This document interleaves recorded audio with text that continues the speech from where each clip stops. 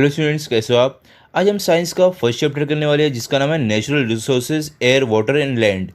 इसके मैं आपको क्वेश्चन दूंगा, ठीक है। लेकिन इससे पहले अगर आप चैनल पे नए हो तो चैनल को सब्सक्राइब करो और बेल आइकन को प्रेस करो ताकि आपको हमारे नए नए वीडियोस मिले। और इस वीडियो से पहले मैंने बाकी चैप्टर्स आपको दे दिए हैं, अगर आप नहीं देखो तो देख लो। और इस वीडियो के कमेंट सेक्शन और डिस्क्रिप्शन बॉक्स में मैंने एक प्लेलिस्ट का लिंक दिया है जिस पर आप क्लिक करोगे तो आपको 6th स्टैंडर्ड के सारे वीडियोज़ मिल जाएंगे, ठीक है। चलो अभी स्टार्ट करते हैं, देखते हैं हमें एक्सरसाइज में क्या दिया हुआ है। तो यहाँ पे एक्सरसाइज में आपको पहला क्या है, fill in the blanks. First क्या देखो, the layer of ozone gas absorb dash rays that comes from the sun to the earth. आपका आंसर क्या रहेगा, अल्ट्रा वायलेट, ठीक है। बी क्या है, of the total water available on the earth fresh water forms dash percent. आपका answer क्या रहेगा, आपका आंसर रहेगा 0.3। सी क्या आपको देखो, both dash and dash constituents are present in the soil. आपका आंसर क्या रहेगा, अबायोटिक बायोटिक, ठीक है। सेकंड क्या है देखो आपका, why is it said that. पहला क्या है देखो, the ozone layer is protective shell of the earth. तो इसका आंसर देखो, इसका आंसर देखो आपको लिखना है, पहला पॉइंट इसमें क्या लिखना है आपको, ultra violet rays of the sun are very harmful for the living organisms present on the earth. The ozone layer present at high altitude around the earth absorbs these harmful radiation. Therefore, the ozone layer is called a protective shell of the earth, ठीक है। Second में क्या है, second में आप देखोगे आपको दिया हुआ है वाटर इज लाइफ। तो इसका आंसर क्या रहेगा देखो, आपको लिखना है, living organisms can not survive without water. The blood of the animals and sap of the plants also have high proportion of water, therefore water is said to be life, ठीक है।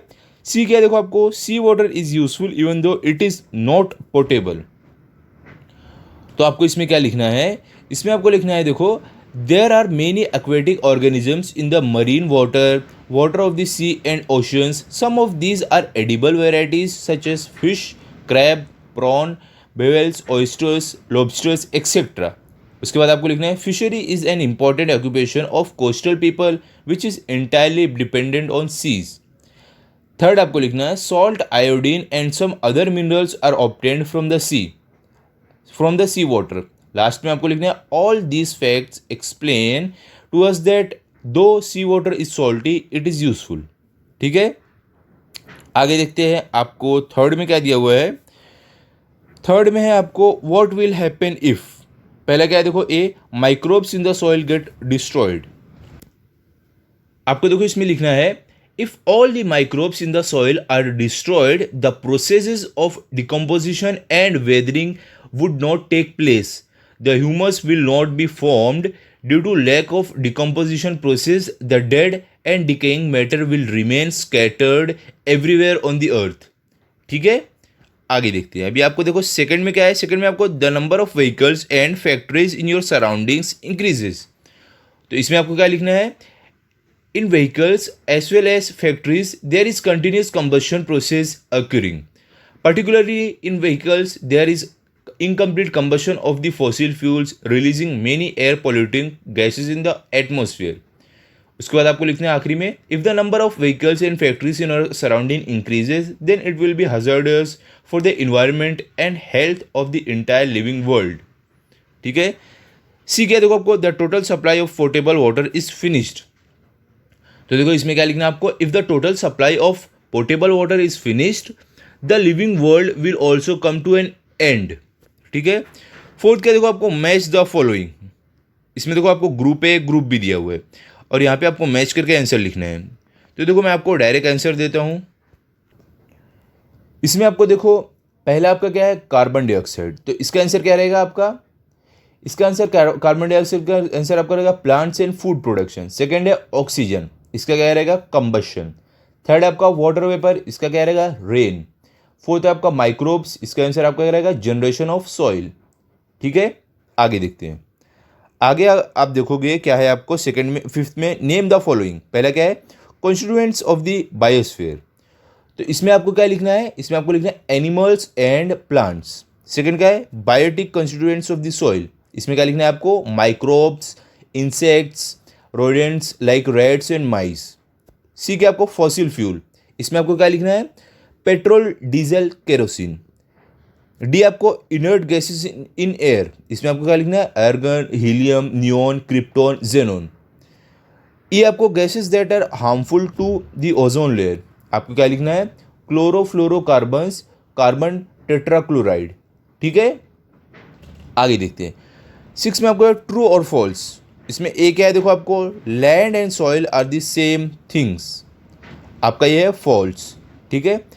B आपको the water in the lake is called ground water, ये आपका ये भी false है।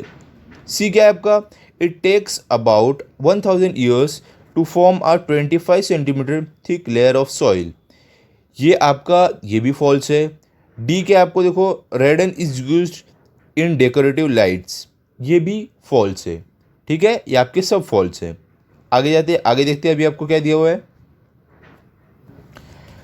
7th में आपको answer in your own words, पहला क्या है, explain with the help of the diagram how soil is formed.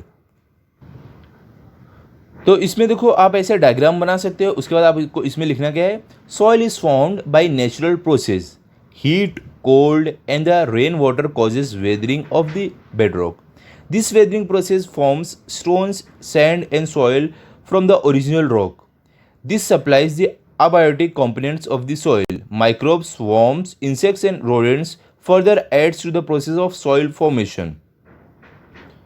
ठीक है, तो यहाँ पे हमारा ये आंसर कंप्लीट हो गया है। अभी देखो आपको बी में क्या दिया हुआ है, बी में है आपको why is there a shortage of water even though it occupies about 71% of the earth surface, इसमें आपको क्या लिखना है, though 71% of the earth surface is covered with the water, most of the water is not usable and portable.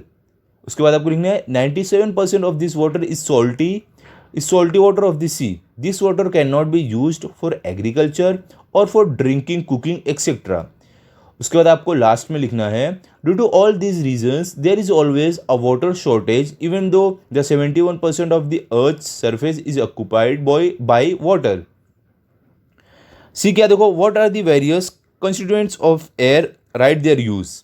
तो आपको इसमें क्या लिखना है, gases such as nitrogen, oxygen, carbon dioxide, nitrogen dioxide, sulphur dioxide, inert gases such as argon, helium, neon, krypton and xenon.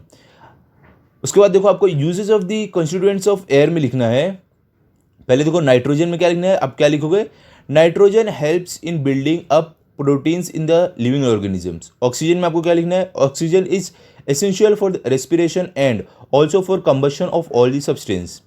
Carbon dioxide में आपको क्या लिखना है, plants need carbon dioxide to perform photosynthesis. उसके बाद लास्ट में आप argon में लिख दो, argon is used in the electric bulbs. ठीक है, लास्ट क्या देखो, why earth, air, water and land considered to be valuable natural resource, इसमें आपको क्या लिखना है, air, water and land are the factors essential for sustaining living world on the land on the earth, all the essential things required for the survival are obtained through air, water and land, therefore air, water and land are considered to be valuable natural resources। यहाँ पे हमारा ये chapter complete हो गया है। Okay, अभी अगले video में मैं आपको नेक्स्ट चैप्टर दूंगा, तो आप चैनल को सब्सक्राइब करके रखो ताकि आपको अगला वीडियो भी मिले। अगर आपको ये वीडियो अच्छा लगा तो आप इस वीडियो को लाइक करो, अपने दोस्तों के साथ शेयर करो और चैनल को सब्सक्राइब करो। Thank you.